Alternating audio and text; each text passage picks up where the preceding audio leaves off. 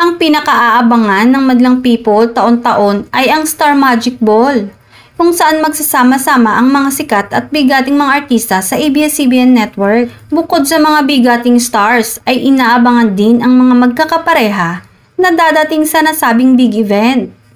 Malapit na nga ang much-awaited event ng taon.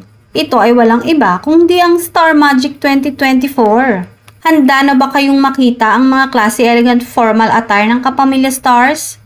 Sa katunayan, ngayon pa lamang ay naghahanda na sila para sa kanilang mga magiging look para sa naturang event. Samantala, puspusan at tuloy-tuloy din ang paghahanda ng ABS-CBN executives mula sa creative execution hanggang sa banquet para sa tinatayang halos 1,000 personalidad na dadalo sa nasabing big event ng taon. Aasahan din ang pagdalo ng iba pang media partners. Mainit na pinag-uusapan sa social media ang mga favorite couples kagaya ni Kim Chiu at Paolo Avellino na ngayon pa lang ay inaabangan ng maraming mga tagahanga. Ayon sa source ay nagbigay ng formal invitations sa mga kapamilya stars at marami ang umaasa, lalo na ang Kim Pao fans, na dadating na magkasama ang kanilang idolo.